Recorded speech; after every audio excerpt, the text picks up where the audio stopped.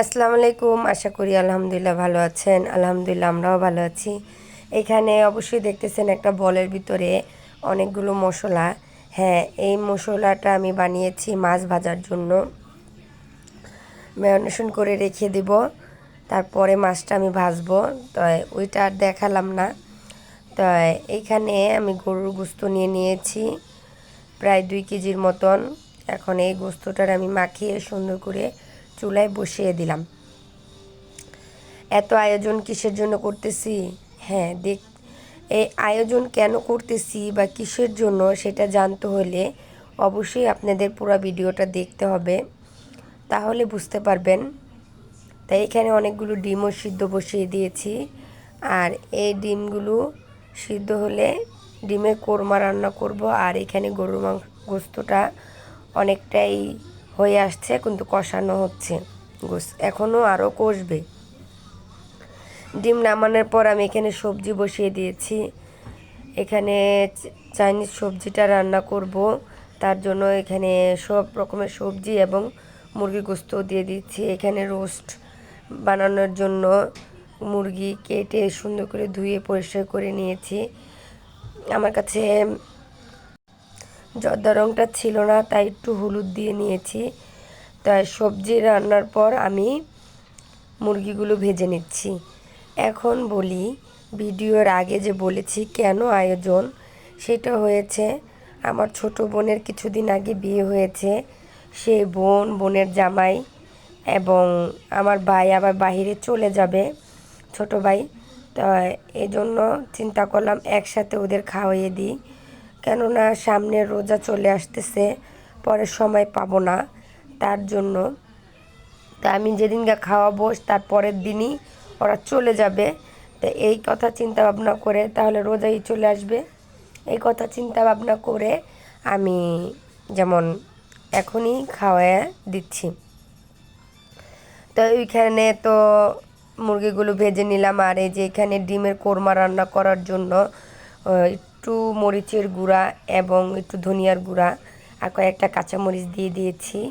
আর পেঁয়াজ ভাজা আর বাটা, একটু আদা রসুন বাটা দিয়ে আমি ভালো করে মশলাটা কষিয়ে ডিমের কোরমাটা রান্না করব। খুব তাড়াতাড়ি করে রান্না করতেছি, কেননা অনেকটা দেরি হয়ে গেছে। আর একা হাতে করতে অনেকটা সময়ও লাগে। হ্যাঁ, একা হাতে বলতে আমার বোনরা কুটে কাটে দিচ্ছে, তারপরও রান্না তো হতে হবে, যেহেতু অনেকগুলো আইটেম। এখানে বাদাম বাটাও দিয়ে দিলাম।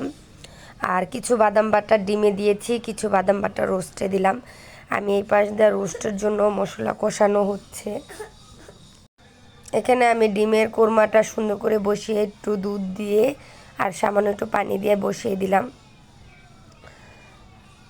বসানো হয়ে গেছে। এখন আর একটু ভালো করে টানলে তখন নামিয়ে নেব, যেহেতু ডিম ভাজা এবং সিদ্ধ করা, বেশি রান্না করা লাগবে না। তাই আমার পরিমাণ মতন আমি পানিটা দিয়েছি এবং দুধও দিয়েছি। অনেকে শুধু দুধ দিয়ে রান্না করে, আপনি চাইলে শুধু দুধ দিয়েও রান্না করতে পারবেন। আর এখানে আমি সুন্দর করে মশলা দিয়ে কষিয়ে নিচ্ছি রোস্টের জন্য। এই যে রোস্টগুলো আমি দিয়ে দিয়েছি। এখানে 2টা মুরগি আমি আস্ত রেখেছি, আর একটা মুরগি আমি ছোট ছোট করে টুকরো করেছি বাচ্চাদের জন্য, কারণ বাচ্চারা এত বড় রোস্ট খেতে পারে না। সাথে সব কিছু দিয়ে রোস্টের মশলাও দিয়েছি, দিয়ে আমি সুন্দর করে একটু দুধ দিয়ে ঢেকে সুন্দর করে বসিয়ে দিলাম। এখন হতে থাক রোস্ট। আর এখান দিয়ে আমার ডিমের কোরমাটাও হয়ে আসছে, সেটা আমি নামিয়ে নিয়েছি। আর আজকের ভিডিওটা একটু বড়ই, কেউ একটু কষ্ট করে দেখে নেবেন, রাগ করবেন না যে এত বড় ভিডিও করেছে। আর ওই যে মশলা মাখিয়েছিলাম এই যে এই মাছের জন্য, তাই আমি এই মাছগুলো সুন্দর করে ভেজে নিব, 1টা 2টা করে এমনি করে সুন্দর করে ভেজে নিব। সব কিছু করা শেষ, এখন সবাইকে খাবার দিয়েছি খাওয়ার জন্য। ভিডিওটা যদি ভালো লেগে থাকে অবশ্যই লাইক কমেন্ট শেয়ার করতে ভুলে যাবেন না।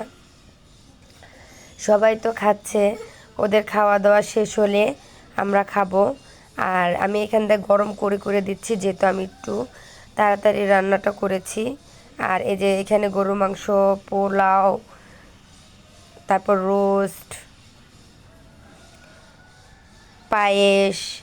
পায়েসও রান্না করেছি, সবজি রান্না করেছি।